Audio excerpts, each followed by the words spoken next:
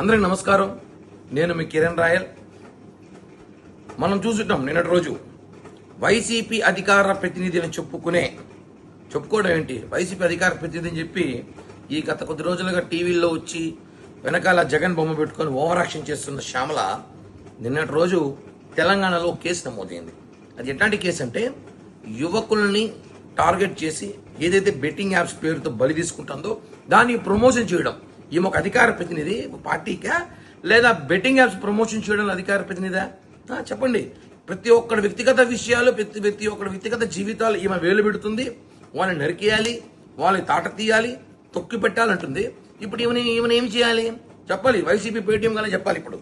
ఎందుకంటే betting apps ఎంతమంది నేరం తెలుసు, ఎంతమంది బలైపోతారో తెలుసు. నేను ఇప్పుడు ఓటాడుతున్నా వైఎస్ఆర్ కాంగ్రెస్ పార్టీ వాళ్ళని, ఈమెని వెంటనే శ్యామలని సస్పెండ్ చేయండి. అధికార ప్రతినిధిగా ఉండే అర్హత హోదా లేదు కాబట్టి సస్పెండ్ చేయండి. ఏమని సస్పెండ్ చేసి మాట్లాడండి, అంతేగాని ప్రతి ఒక్కరి విషయాలు మాట్లాడడం కాదు కదా.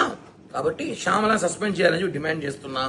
అదేవిధంగా ఏదైతే ఏపీలో కూడా బెట్టింగ్ యాప్స్ ద్వారా చాలా మంది యువతులు బలయ్యారో అవన్నిటి కూడా పరిశీలించి ఈమె మీద కేసు నమోదు చేసి మర్డర్ కేసు పెట్టాలి. ఎందుకంటే ఇక్కడ కూడా చాలా మంది ఏపీ రాష్ట్రంలో కూడా చనిపోయారు. వాటికన్నా కూడా ఈ బెట్టింగ్ ప్రమోషన్ కారణం. కాబట్టి ఏవైతే తెలంగాణలో కేసులు నమోదయ్యాయో దానికి సంబంధించి ఈ ఆంధ్రప్రదేశ్ రాష్ట్ర వైఎస్ఆర్ కాంగ్రెస్ పార్టీకి అధికార ప్రతినిధిగా ఉందో ఈవిడ కూడా కారణం అయ్యి ఉంటుంది. కాబట్టి ప్రమోషన్ వల్ల ఈమెను చూసి ఇన్స్పైర్ అయ్యి చాలా మంది ఇన్స్పైర్ అవుతారు. ఇన్స్పైర్ అయ్యేలాగా ఏమో చెప్తుంది కదా, ఇన్స్పైర్ అయ్యి బెట్టింగ్ లాపాడి చాలా మంది ఆస్తులు పోగొట్టుకొని ప్రాణాలు తీసుకున్న సైతం చూసుకుంటాం. కాబట్టి ఈమె సూక్తులు, ఈమె ప్రవచనాలు అందరూ చెప్తుంటుంది చాలా వరకు. ఇవన్నీ సోది పక్కన పెట్టి శ్యామల గారు కూడా అన్నాను. ఎందుకంటే గారు అనే గొప్ప నేను చేయట్లేమా. శ్యామల మీద కేసు నమోదు చేయాలి, వైసీపీ నుంచి సస్పెండ్ చేయాలి. అధికార ప్రతినిధి ఆమె వైసీపీ పార్టీకా లేకపోతే బెట్టింగ్ యాప్స్కా?